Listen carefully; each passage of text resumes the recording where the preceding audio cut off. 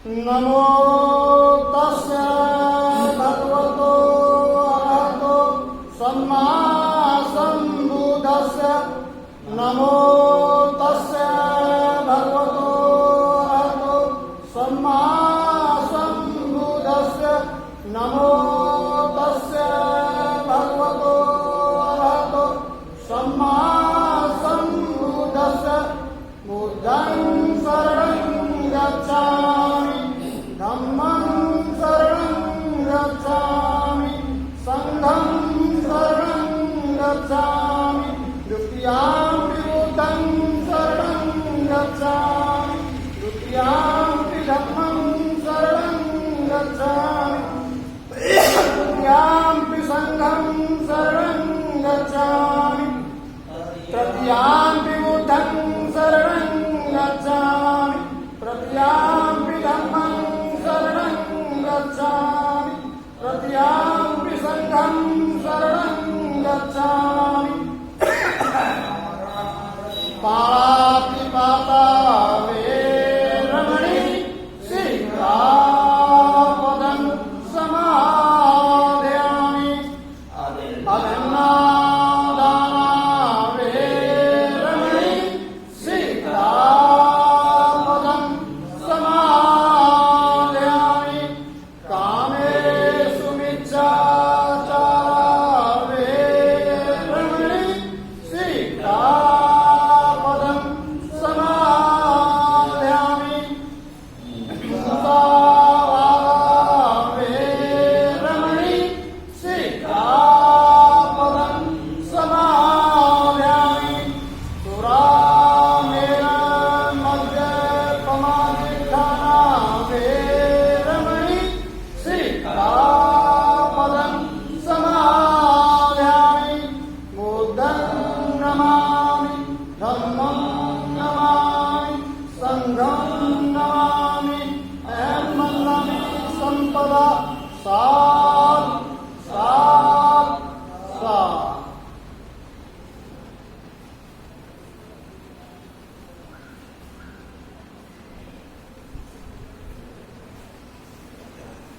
सम्मानित सभी उपासक उपासिकाओं और समस्त भारतवासी जो वर्षावास में भगवान बुद्ध की पवित्र अमृत वाणी का सुनकर के जो ज्ञानार्जन ले रहे हैं, निश्चित रूप से उन्हें धर्म लाभ होगा, उनके चित्त को शांति मिलेगी, जीवन में समृद्धि का रास्ता प्रशस्त होगा। क्योंकि जो मनुष्य धर्म धारण करता है, धर्म को सुनता है, उसका अनुसरण करता है, निश्चित रूप से उसका कल्याण होता है। धर्म को सुनने का गुण केवल मनुष्य प्राणी में ही है, इसलिए मनुष्य का कर्तव्य है कि वो अपने जीवन को सार्थक करने के लिए हमें धर्म को सुनना चाहिए। वैसे तो हर जीव में सुनने की शक्ति है, पशु पक्षी जानवर भी मधुर वचनों का, अच्छे व्यवहार का अनुभव करते हैं और वो भी अपने चित्त को शांत करते हैं, अनुसरण करते हैं। धम्म बंधुओं, उपासक और उपासिकाओं, आज हम आपको इस बात पर प्रकाश डालते हुए बताएंगे कि भगवान बुद्ध ने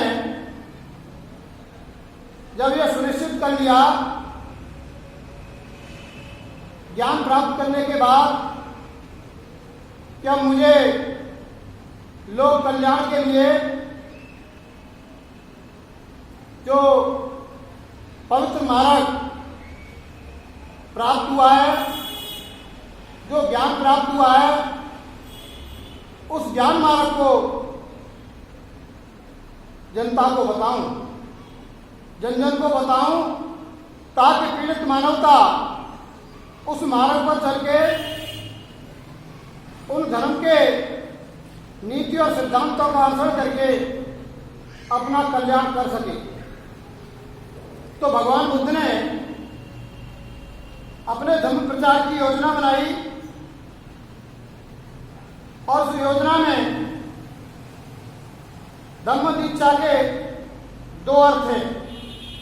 पहली भिक्षु संघ की दीक्षा या प्रवृत्तिया, और दूसरी उपासक के रूप में गृहस्थ की दीक्षा अथवा बुद्ध धर्म के साधारण अनुयायियों की दीक्षा।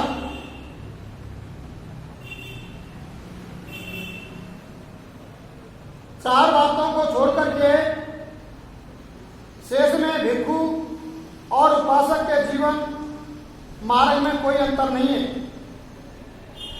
एक उपासक गृहस्थ बना रहता है, एक भिक्षु गृह त्यागी पर ब्राजक बन जाता है।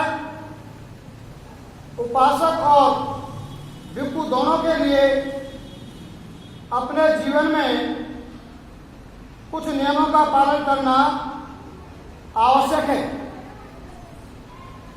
भिक्षु के लिए वे संकल्प हैं और उनका उल्लंघन करना दंडनीय है। उपासक के लिए वे केवल निर्देश और शील हैं, जिनका उसे अपने सामर्थ्य के अनुसार अवश्य ही पालन करना चाहिए। एक उपासक संपत्ति रख सकता है, एक भिक्षु कोई संपत्ति नहीं रख सकता। एक उपासक बनने के लिए किसी संस्कार की आवश्यकता नहीं है। एक भिक्षु बनने के लिए उपसंपदा संस्कार आवश्यक है। बुद्ध ने दीक्षा के लिए आने वालों की उनकी इच्छा के अनुसार ही उनको उपासक अथवा भिक्षु बनाया। एक उपासक जब चाहे भिक्षु बन सकता है। एक भिक्षु उसी स्थिति में भिक्षु नहीं रह सकता जब वह अपने मुख्य व्रतों का उल्लंघन करता है या जब वह स्वेच्छा से संघ की सदस्यता का त्याग करता है। यह नहीं समझना चाहिए कि बुद्ध ने केवल उन्हें ही दीक्षित किया जिनके नाम आगे के पृष्ठों में आएंगे। कुछ उदाहरण चुने गए हैं जो केवल यह दिखाने के लिए हैं कि अपने संघ में दीक्षित करने के अथवा अपने सद्धर्म का उपदेश देने के संबंध में तथागत बुद्ध किसी की जाति अथवा स्त्री अथवा पुरुष होने में कोई अंतर नहीं करते थे। धम्मबंधुओं, भगवान बुद्ध के बारे में बाबा साहब डॉक्टर अम्बेडकर लिखते हैं कि भगवान बुद्ध के दो प्रकार के अनुयायी होते हैं। एक वो अनुयायी होते हैं जो भिक्षु बन करके भिक्षु संघ के सदस्य बनते हैं,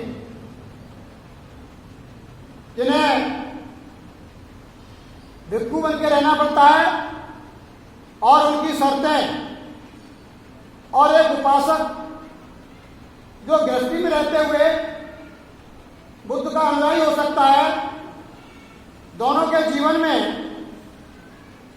कुछ शर्तों का अंतर है। भिक्षु पूर्ण रूप से गृह त्यागी होगा, उसकी अपनी कोई निजी संपत्ति नहीं होगी, वह कोई घर गृहस्थी की तरह खाने का संग्रह नहीं करेगा, बल्कि भिक्षाटन करके अपने उपासकों के घर जाकर के भिक्षाटन करके अथवा उनके द्वारा भोजन पर आमंत्रित करके जीवन निर्वाह करेगा। और खास अंतर यह है कि एक भिक्षु पर संघ के नियम लागू होते हैं। अगर वे अपने उन नियमों का उल्लंघन करते हैं तो भिक्षु संघ उन्हें दंड दे सकता है। लेकिन एक गृहस्थ उपासक जो तथागत बुद्ध के धर्म का अनुयायी बनता है, उसमें प्रवृत्त होता है या पंचशील त्रिशण धारण करता है, बुद्ध के धर्म के नीति और सिद्धांतों में आस्था रखता है,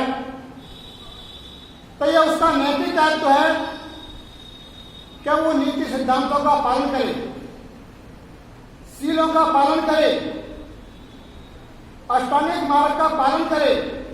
अगर वो गृहस्थ जीवन में रहते हुए उससे कोई त्रुटि होती है या वो नियमित तरीके से उनका पालन नहीं कर पाता है,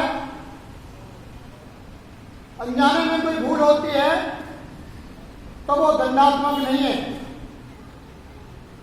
वह स्वेच्छा पर निर्भर है। ये उसका नैतिक दायित्व है कि वो भगवान बुद्ध के शीलों का पालन करे, त्रिशण का पालन करे, संघ के नीति सिद्धांतों को माने और धम्म देशना को सुने। एक भिक्षु होने के लिए एक संस्कार व्यवस्था जरूरी है। उसे प्रवृत्त होने के लिए, जीवन धारण करने के लिए एक संस्कार होता है, जो हमारे भिक्षु संघ के जो सीनियर भिक्षु होते हैं वे उसे प्रवृत्त करते हैं, उसका एक संस्कार कराते हैं संघ में शामिल करने का। लेकिन एक गृहस्थ कैसे उपासक बनना चाहता है, इसके लिए कोई संस्कार की आवश्यकता नहीं है।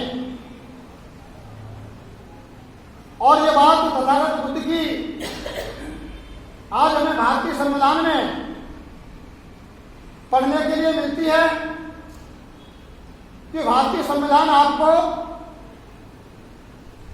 उपासना की, विचार की, पूजा की और धर्म धारण करने की पूर्ण स्वतंत्रता देता है।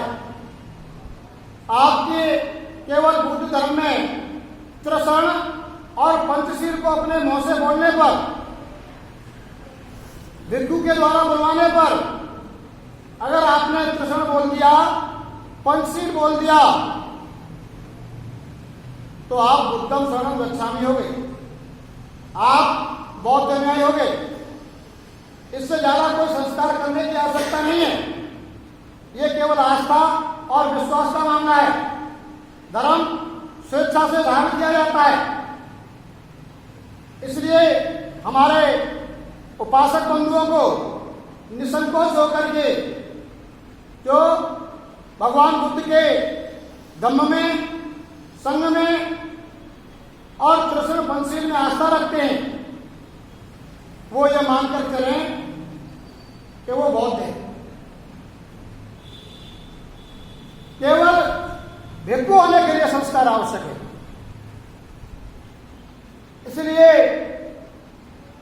भारतीय संविधान के अनुसार आप धर्म धारण करने के लिए स्वतंत्र हैं, कोई घोषणा करने की आवश्यकता नहीं है।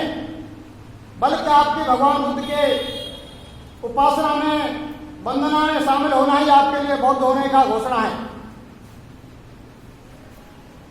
आप 2011 की होने वाली जनगणना में अपने आप को धर्म के कॉलम में बुद्ध लिखें और जाति के कॉलम में जाति लिखें। आपके आरक्षण पर कोई फर्क नहीं पड़ने वाला। भारत सरकार का 1950 का शासन आदेश की कॉपी हमारे पास है। भारत सरकार ने इस बात का आदेश जारी किया था कि जो शेड्यूल कास्ट और शेड्यूल ट्राइब के लोग हैं, अगर वे बौद्ध धर्म स्वीकार करते हैं, धारण करते हैं, उसका अनुसरण करते हैं, तब भी वो आरक्षण के अधिकारी हैं। इसलिए आप निसंकोच होकर के अपने आप को बौद्ध कहें, बौद्ध बताएं, बौद्ध लिखें। जहां जाति की आवश्यकता हो वही जाति का वखान करें, बाकी अपने मुंह से जाति का बार बार वखान न करें। अपने आप को साधारण बोलचाल में, भाईचारे में यह कहना शुरू करें कि हम बौद्ध के अनुयायी हैं, हम बौद्ध हैं। आपको इसके लिए कोई लेबल लगाने की जरूरत नहीं है, घर पर लिखने की जरूरत नहीं है, सर्टिफिकेट की जरूरत नहीं है। धर्म का सर्टिफिकेट कोई सरकार नहीं दे सकती। किसी पर हिंदू होते हुए हिंदू होने का सर्टिफिकेट नहीं है। किसी मुसलमान भाई पर भारत में मुसलमान होने का सर्टिफिकेट नहीं है।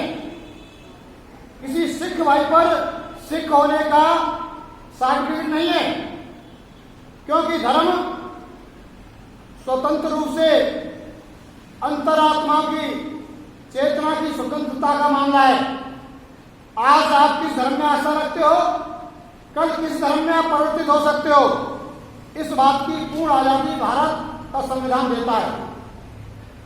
इसलिए तो भारत में लोग कोई धंधा निरंकारी में, कोई भोले बाबा के सत्संग का, कोई राधा स्वामी मत का, कोई किसी मत का अनुयायी हो जाता है।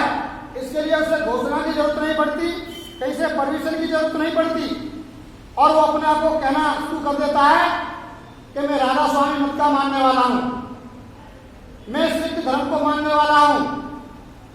तो धर्म बंधुओं, आप भी केवल यह कहना ही आपका पर्याप्त है कि हम बाबा साहब डॉक्टर अम्बेडकर के अनुयायी हैं और तथागत बुद्ध के धर्म के मानने वाले हैं, हम बौद्ध हैं। इसलिए हमें बुद्ध धर्म को स्वीकार करने में कोई आपत्ति नहीं होनी चाहिए। बुद्ध का धर्म ही भारत को जाति संप्रदाय से, जाति धर्मों से बचा सकता है। हम प्रत्येक भारतवासी की जिम्मेदारी है कि विश्व सांप्रदायिकता में झुलस रहा है। भारत विभिन्न मत मतांतरों का, धर्मों का, नीति और सिद्धांतों का मानने वाला देश है। हम सब अखंड भारत में विश्वास रखते हैं, भारतीय संविधान में विश्वास रखते हैं। इसलिए इस भारत में कोई जातीय फसाद ना हो, कोई जातीय दंगा ना हो, कभी कोई सांप्रदायिक दंगा ना हो। समस्त भारतवासियों के बीच में मैत्री और करुणा का व्यवहार हो, इस बात की गारंटी बुद्ध धर्म देता है। सबसे कम फसाद अगर कहीं देखने के लिए मिलती है तो बौद्ध कंट्रियों में मिलती है। बौद्ध कंट्रियों ने कभी किसी देश पर हमला नहीं किया, इस बात का इतिहास रिकॉर्ड है,